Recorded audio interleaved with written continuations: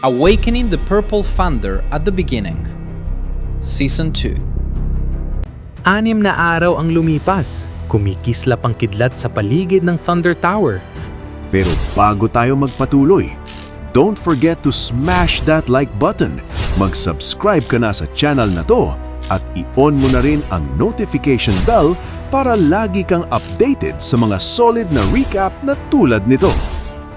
Sa loob, ipinasok ni Xu Jingming ang isang kamaing Thunder Crystal Core sa babaeng receptionist at tinanong siyang kalkulahin ang kanyang oras sa ikad-7th na palapag. Pagkatapos suriin ang mga core, ipinaalam niya na katumbas ito ng 37 oras na paggamit. Habang pinoproseso niya ang transaksyon, namangha ang receptionist dahil sa kanyang kabataan at kagwapuhan. Naiisip niya kung anong lakas ang kailangan upang makakuha ng 9 na Tier 4 na course, isang bihirang makitang bilang. Tinanong ni Xu Jingming kung maaari niyang hatiin ang oras ng paggamit at sinang-ayunan ng receptionist na pwede sa pamamagitan ng pag-swipe ng kanyang pass para ipapos ang kanyang timer na ikinatuwa niya. Sa hapon ng New Year's Eve, nakatutok si Xu Jingming sa kanyang cultivation. Nang tumunog ang kanyang telepono, sinagot niya ang isang holographic video call mula kay Song Chu-yun na mapaglarong tinanong siya na hulaan kung nasaan siya. Pinagmasdan ng projection, kalmado niyang sinabi na nasa Thunder Secret Realm siya. Nang magtanong si Song Chu-yun kung paano niya nalaman, itinuro ni Xu Jingming ang kumikislap na kidlat sa likod niya. Naintindihan ni Song Chu-yun ang kanyang pagkakamali at ipinaliwanag na nais nilang mag-ulat siya ni Jiang Chuhuan ngunit nakalimutan ang kanyang address. Nakita si Jiang Chuhuan na nakasama. Nagtanong si Xu Jingming kung kasama ba si Senior Sister Jiang Chuhuan. Lumapit si Jiang Chuhuan sa frame na may mapagbiro ng ngiti. Pabiro niyang tinanong kung hindi siya tinatanggap. Malugod nilang tiniyak na tatanggapin sila at hiniling ang kanilang lokasyon upang sunduin sila. Sinunod ni Xu Jingming ang payo ng receptionist, iniswipe ang kanyang pass upang ipapos ang kanyang timer. Habang naglalakad palabas, inanunsyo ng isang automated system na may sobrang 4 na oras at kalahati pa siya. Nag-alala si Xu Jingming kung sapat na ito para maintindihan ng pag-liquefy ng kanyang kidlat. Napag-isipan niya na kung magsasawa siya, kailangan niyang bumalik sa thunderstorm zone upang kumuha pa ng course. Dinala ni Xu Jingming sina Song Chu-yun at Jiang Chuhuan sa kanyang tirahan, isang marangyang modernong bila na may malaking outdoor pool. Sa loob, nagulat sila sa kanyang mabilis na pag-angat ng cultivation. Napansin ni Song Chu-yun na 18 araw lang ang lumipas, ngunit tumaas na ulit ang ranggo niya. Nagsimulang magpakumbaba si Xu Jingming at ipinaliwanag na nakatagpo siya ng panganib sa pagsasanay kaya nagkaroon siya ng panalong pag-akyat sa mataas na ranggo ng Tier 3. Dramatically, hinakap ni Song Chu-yun ang kanyang noo. Nagrereklamo na nakakapiko ng pagkukumpara niya kumpara sa paglago niya. Mapaglarong pinagtatawanan niya ang posibilidad na maging Tier 7 Grandmaster siya pag-graduate. Nag-shift si Xu Jingming sa usapan. Tinanong kung magkano ang kanilang ginastos sa kanilang mga pass. Ibinahagi ni Song Chu-yun na bumili sila ng B-class passes na makakapag-stay ng 2 araw sa halagang 1,000 credits bawat isa. Nagulat si Xu Jingming sa halaga at kinuwenta na ito ay katumbas ng 10 million sa Great Asia na pera.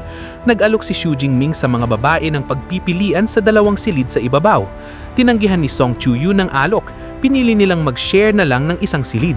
Sabi niya, mag-ayos na kayo at papasyalan ko kayo sa pagkain. Ngulit iginis ni Song Chu-yun ng isang tradisyonal na New Year's Eve dinner sa bahay na magluluto sila. Nagpakita si Jiang Chuhuan ng isang nakatutok na kumpol ng mga sariwang sangkap na dala nila. Nagduda si Xu Jingming kung marunong ba silang magluto, ngulit buong kumpiyansang sinabing eksperto sila sa pagluluto. Natuwa si Xu Jingming at sinabing magpapahinga na lang siya at tutulungan niyang 2 master chef. Sa huli, nagpunta sila sa kusina. Mamaya pagkatapos kumain, nakaupo si Xu Jingming sa mesa, busog na busog at nakangiti. Ang mga plato ay punong-puno at isang bote ng alak ang nakalagay sa mesa. Hinimas niya ang kanyang tiyan at pinuri ang kanilang mahusay na pagluluto. Tinanggap nila ang papuri ng may galak. Sa biglang-bigla, sumabog ang mga fireworks sa labas na nakuha ang atensyon ni Song Chu-yun. Natuwa siya at sinabing pumunta sila sa rooftop para kumuha ng larawan bilang alaala. Tumanggi muna si Xu Jingming sa naunang pagtanggi, ngunit pumayag din siya sa huli. Sa terrace, nanood ang tatlong magkakaibigan sa isang kamanghamanghang palabas na fireworks. Pinanood ni Song Chu-yun na nakataas ang kanyang telepono at nagsalo-salo sila sa isang masayang larawan. Sa ningning ng mga ilaw, ngumiti si Xu Jingming ng malambing nang maisip niya ang pagbabago ng kanyang buhay mula nang makuha ang kanyang system. Nagpapasalamat siya na nakaranas siya ng isang dakilang New Year's Eve at kasama ang mga kaibigan. Ngayon, sumunod na araw, nagtungo ang grupo sa Thunder Martial Arts Hall. Humingi si Xu Jingming ng paumanhin dahil sa pagdala nila sa auction sa unang araw ng bagong taon. Pabiro sinati siya ni Jiang Chuhuan habang sinabing pumasok siya nang may intensyong bumili ng equipment. At ni Song Chu-yun naman ang sinabing plano niyang pumunta upang bumili ng mga kailangang equipment. Pero bago tayo magpatuloy, don't forget to smash that like button. Mag-subscribe ka na sa channel na to at i-on mo na rin ang notification bell para lagi kang updated sa mga solid na recap na tulad nito. Habang naglalakad sila sa hall, nakasalubong nila si Zhang Lo. Tinanong si Zhang Lo kung sino ang kanyang mga kasama at ipinakilala ni Xu Jingming ang kanyang mga kaibigan na sina Song Chu-yun at Jiang Chu-swan mula sa Magic City University. Magiliw na nilapitan sila ni Zhang Lo at nang makipag-usap, nag-iisip siya sa ilalim ng kanyang isip na nabighani sa kagwapuhan ng kanyang junior. Nag-alok siyang tutulungan sila sa pagkuha ng kanilang mga ticket, kaya't nagpasalamat si Xu Jingming. Biglang naigat ang usapan nang may isang grupo ng mga eleganteng nakasuot na tao. May isang lalaking pinupuri ng malakas si Sister Li Wanyang, ang pink-haired na babae, dahil sa madali niyang nakapasok sila sa auction at pinasaring ang mga nagbabayad ng milyong-milyong halaga para sa pass. Natawa ng mainit si Li Wanyang. Tinawag ang sino mang magbabayad sa ganoong halaga na sucker. Tinanong ni Song Chu-yun kung saang pamilya siya nagmula. Ipinaliwanag ni Jiang Chu-swan na siya si Li Wanyang, anak na babae ng Li family, ang nangungunang pamilya sa 6 na pamilya sa Secret Realm. Binanggit niya ang background ng pamilya na ang kanyang ama ay honorary vice master ng Thunder Martial Arts Hall at ang kanyang kapatid ay nasa rurok ng tier, kaya medyo makikita na ang kanyang kayabangan ay hindi na nakakagulat. Nang marinig ito, naintindihan ni Xu Jingming na may katwiran ang kanyang ugali. Binanggit ni Jiang Chu-swan na ang kanyang kapatid na si Li Lang-en ay may hawak ding sandata pero isang enhancement type user. Pagkatapos, dinala sila ni Zhang Lo sa isang malaking doble-dobleng pinto at tinanggap sa Thunder Secret Realm Auction. Sa loob makikita ang isang malawak na medyo madilim na may kilusan na mga upuan na nakaharap sa isang maliwanag na entablado. Sinabi ni Zhang Lo na ang Spring Festival Auction ay may higit 8 matataas na opisyal na may liquid assets na lumalampas sa 100 milyon. Naupo sila at ipinaliwanag ni Zhang Lo ang proseso. May electronic screen sa bawat armrest upang mag-input at mag-confirm ng bid bago tumalikod ang kamay upang formal na makabid. Inanyayahan ni Zhang Lo ang kanyang junior na silipin ng catalog na ginawa ni Xu Jingming.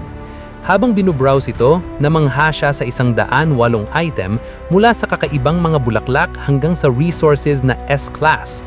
Binanggit ni Zhang Lo na nakapagtakip ang mga items sa S-Class pero sinabing iyon ang pinakaangkop dahil hindi kaya nilang bumili ng mas mataas at pumayag si Xu Jingming. Ngayon, nakaupo sa tabi nila si Song Chu-yun at nagtatanong kung meron siyang nakita na gusto niya. Sumagot siya na interesado kahit bahagya, ngunit mas gusto niya munang hintayin ang pagpapakilala ng host. Habang nagsimula ang auction, nagpasok siya ng kanyang isip sa 2 item, isang S-Class Chingo Black Dragon Spear na nagsimula sa 500 million at isang bundle ng 5 Tier 4 low-rank Thunder Crystal Cores na nagsimula sa 40 million, isang malaking makakatipid sa paghahunt. Sa entablado, tinanggap ng host ang kanyang mga tao at ipinakilala ang unang item, isang 30-year-old A-Class Frostgrass na kayang pataasin ang espiritu ng sino man sa ibaba ng Tier 5 na nagsimula sa 20 million. Mabilis na umaakyat ang mga bid at umabot sa higit 22 million. Pagkalipas ng 1 oras, naabot ang ipa-36 na item, ang bundle ng 5 Tier 4 low-rank Thunder Crystal Cores na nagsimula sa 40 million. Mapayapang nagpasok si Xu Jingming ng bid sa kanyang armrest. Tinanggap ng host ang kanyang bid, upuan numero 0310 na 40.1 na milyon. Ngunit pinapaboran ang mga cores, mabilis na tumaas sa mahigit 41.8 na milyon. Nakita ang matinding labanan na pagtanto ni Xu Jingming na parang sobrang dami ng nakikipagkumpetensya sa item. Sa palagay niya, ang tanging paraan ay itaas ng todo ang presyo upang takutin ng ibang bidder na umatras. Kung nagustuhan mo ang mga video na ito ka-T-Recap, don't forget to leave a like and subscribe at i-hit mo na rin ang notification bell para updated ka sa mga bago pa natin mga video. Salamat at maasim na araw!